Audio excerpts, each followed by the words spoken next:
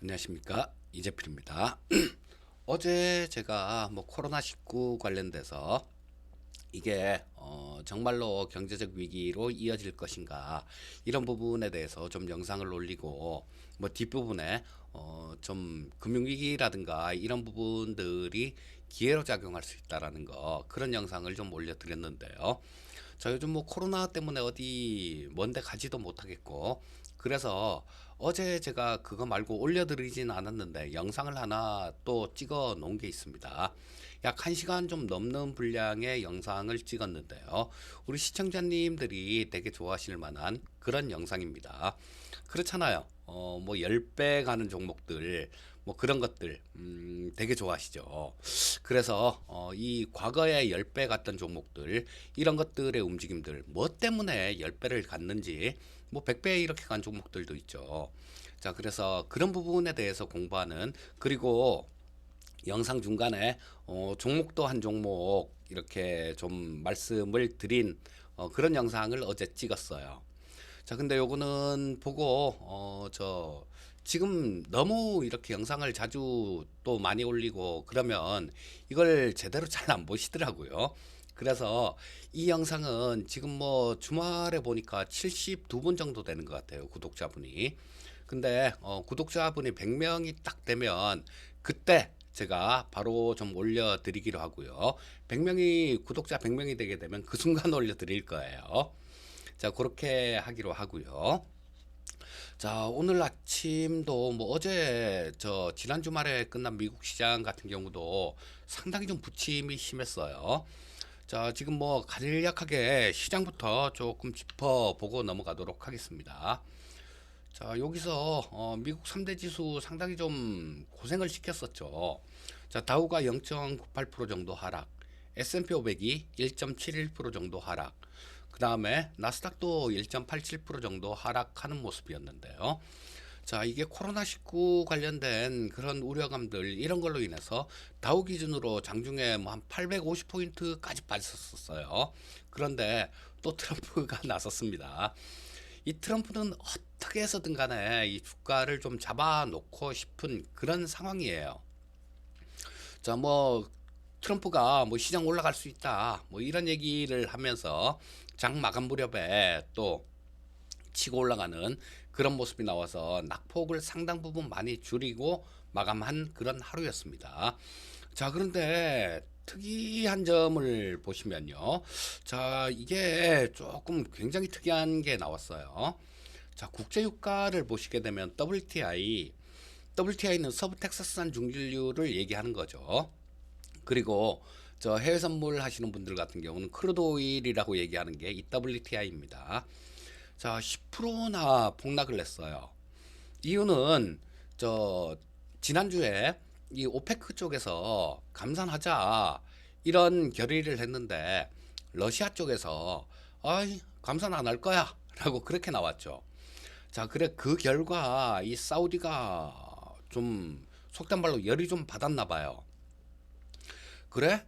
그러더니 그러면 증산을 하겠다라는 그런 움직임을 보였습니다. 그리고 또 이 증산을 하게 되면 안 그래도 수요가 적은데 증산을 하게 되면 국제유가 폭락을 할 가능성이 있겠죠. 자, 사우디 쪽은 자기들 마음대로 안 되니까 일단 러시아를 겨냥한 것 같아요. 러시아를 겨냥해서 그래? 그러면 네가 죽나 내가 죽나 한번 볼까라는 그런 게 조금 있는 것 같아요. 감정적인 부분들. 자, 그래서 이런 것 때문에 일각에서는 전에처럼 2016년도에 유가가 20달러까지 내려갔었죠. 그래서 그까지도 내려갈 수 있다라는 그런 시각도 일부 좀 존재하는 것 같아요. 자, 그렇게 되면 상당히 좀 힘들어질 수가 있어요. 미국 자체도 힘들어질 수 있습니다. 왜냐하면 자, 미국 쪽에 셰일 가스, 셰일 오일 업체들 이런 쪽들이 상당히 어려워지죠. 유가가 급락을 하게 되면.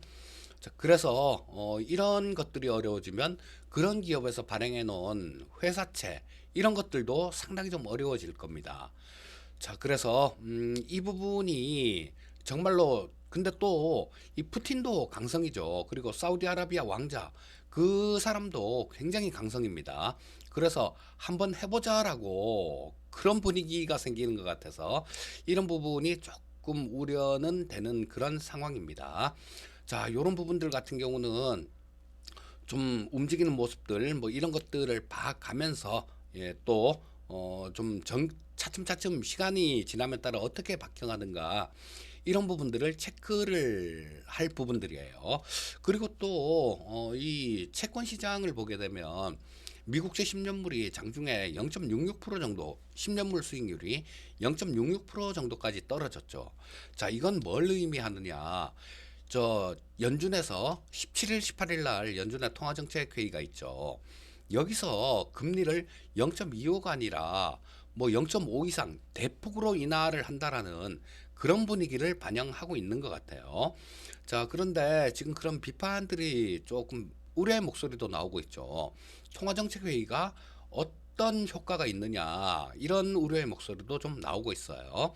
자, 그런데 연준은 이런 금리를 통해서 이 좀 안 잡히게 되면요. 나중에는 또 양적 완화라는 카드 이런 카드를 직접 쓸 수가 있다라는 겁니다. 자, 그리고 연은 총재 중에 한 분이 또 그런 얘기를 했었죠. 매입 자산을 다변화해야 된다. 자, 지금은 국공채 이런 부분에 대해서 투자를 매입을 하고 있는데요. 자, 이 자산을 좀 넓혀야 된다. 폭을 뭐 회사채나 아니면 저런 것들 뭐 주식으로조차도 자산 매입 폭을 넓혀야 된다 이런 얘기를 하는데요. 자, 요런 것들은 일단 미국 의회에서 좀 법안이 만들어져야 돼요. 자, 그래서 나중에 이런 부분들 같은 경우도 뭐 시장이 정말 어려운 그런 상황으로 가게 되면 연준은 이런 방법을 통해서라도 시장을 살릴 수 있는 힘이 있다라는 거 그런 부분을 좀 말씀드리고 싶어서 오늘 뭐 그 채권 금리 쪽 이런 쪽도 좀 말씀을 드렸고요. 제가 나중에 지금 영상을 주말 휴일에 이렇게 공부하는 영상들 이런 것들을 좀 올려드리고 있는데요. 자, 요런 부분들 같은 경우는 저 시간이 조금 필요하겠죠. 나중에 차근차근 뭐 채권 관련되는 부분들, 환율 관련되는 부분들 이 영상을 만들어 올려드리려면 정말로 많아요. 근데 요런 부분 차근차근 올려드릴 거니까 구독, 좋아요 해 주시고요. 주변에도 뭐 직장인들이 듣기 가장 좋은 프로그램일 것 같습니다. 주변에도 좀 그렇게 말씀을 좀 해주시면 감사드리겠습니다. 자, 글로벌 증시 동향 살펴보면요.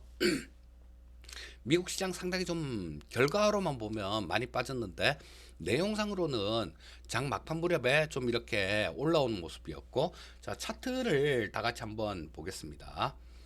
다우지수 차트를 보게 되면 자, 아래 꼬리를 길게 달았죠. 여기서 아래 꼬리를 길게 달았고 또 길게 달았지만 길게 단 모습인데 자, 전에 있었던 지지선 역할을 할 수 있는 그리고 좀 의미 있는 캔들이었던 지난달 말 이때 아래 꼬리 단 망치형 패턴이 나왔던 거예요. 자, 이 영향력 안에 있다라는 겁니다. 그래서 뭐 어제 같은 경우도 마찬가지였어요. 뭐 출렁출렁하면서 지난 주말에 조금 불안한 모습을 보였지만 장 마감 무렵에 이게 양선으로 바뀌면서 캔들 차트 모양은 그렇게 나쁘지 않은 그런 모습입니다. 자, 여기 242평선 정도에서 다우는 조금 저항을 받는 모습이고요. 나스닥도 한번 보겠습니다. 나스닥 같은 경우는 지금 242평선조차도 깨질 않았습니다. 아직. 그리고 위쪽으로 이렇게 추세가 살아있는 모습이기 때문에 아직도 뭐 60일 이평선 추세조차도 좀 훼손을 시키지 않았는데요. 조금 뭐 이 상태로 시간이 더 간다라면 62평선 정도는 꺾일 수 있다라고 봐야 되겠죠. 하지만 뭐 기술적 반등이 나올 수 있는 그런 여건 자체는 좀 만들어 놓은 상황이다. 요렇게 보시면 되겠습니다. 자, 그 다음에는 국내 증시 수급을 조금 살펴볼 텐데요. 이 수급이 조금 깝깝합니다. 자, 다 같이 한번 살펴보도록 하겠습니다.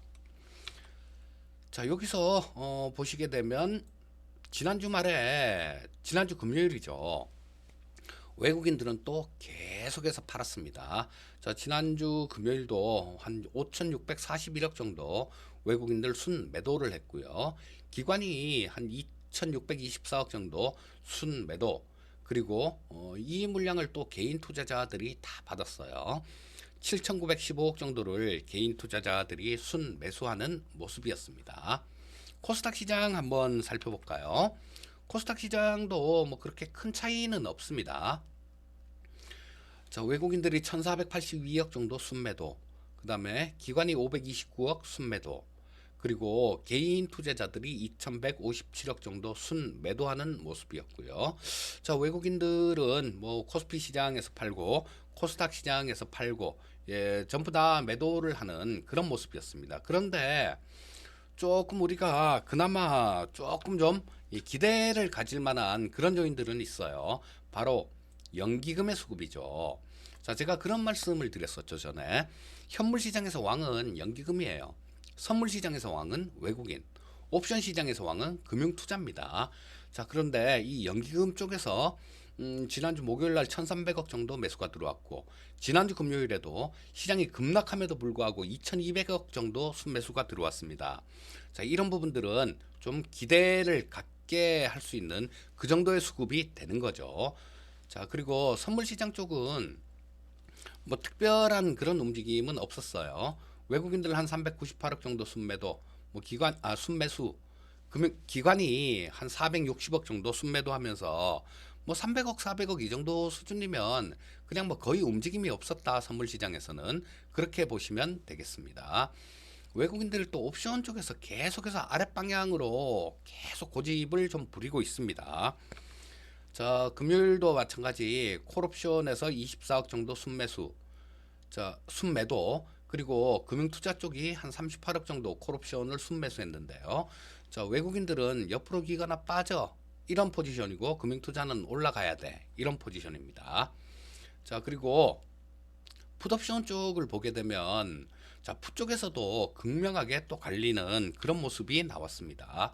보시게 되면 외국인들 30억 순매수, 금융투자 81억 순매도.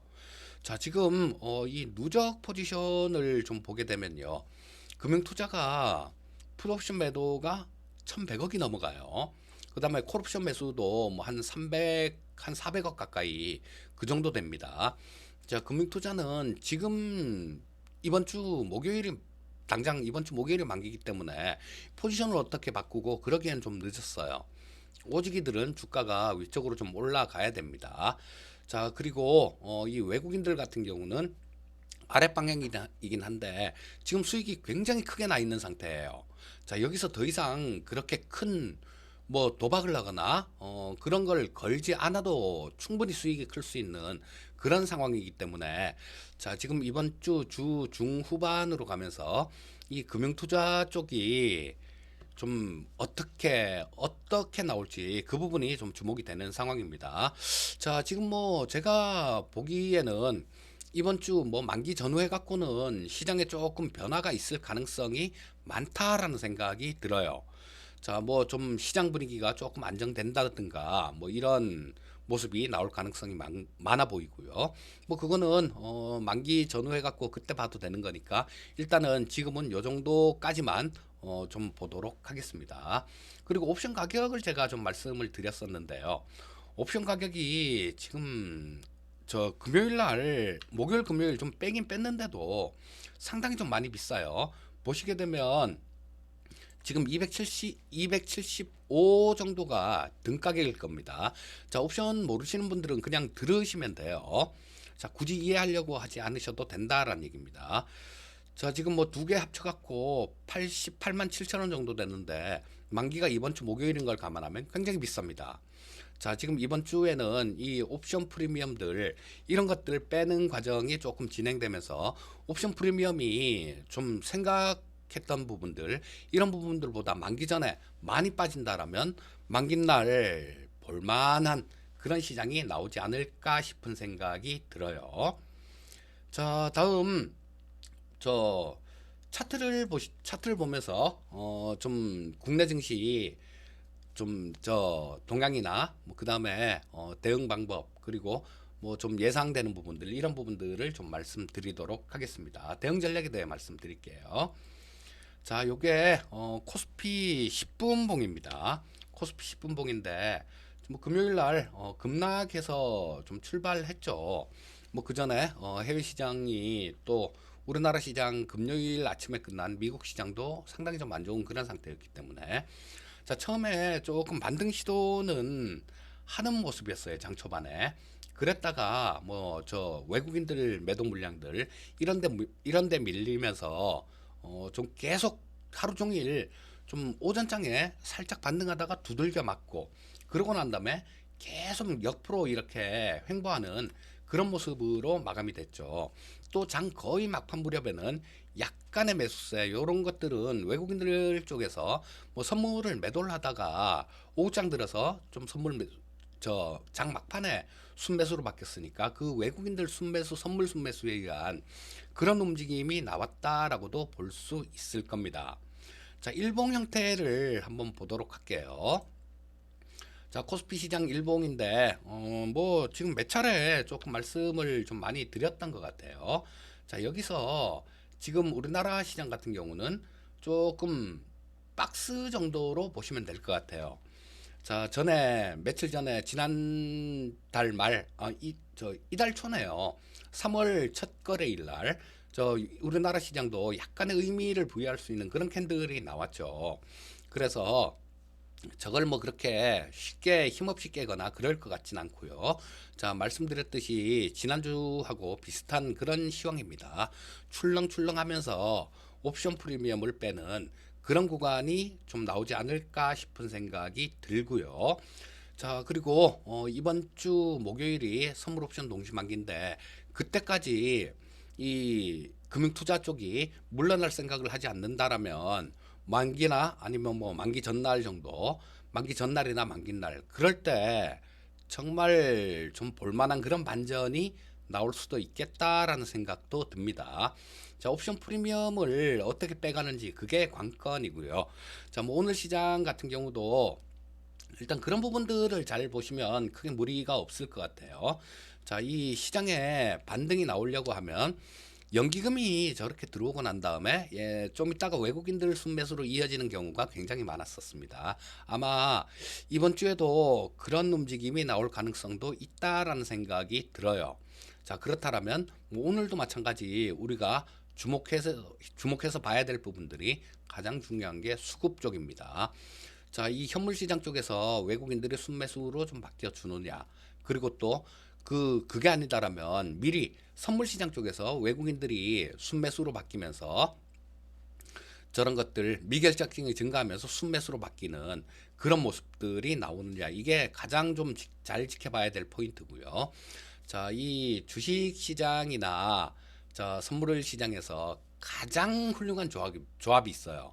가장 훌륭한 조합이 뭐냐 하면 외국인들 대량 선물 매수 플러스 연기금의 대량 현물 매수 이 두 가지가 합쳐지면 시장은 급등으로 이어집니다. 그래서 이런 부분들이 장중의 체크 포인트로 보시고 잘 살펴보시면 되겠고요. 자, 오늘도 성공 투자하시고요. 저는 또 내일 뵙도록 하겠습니다. 감사합니다.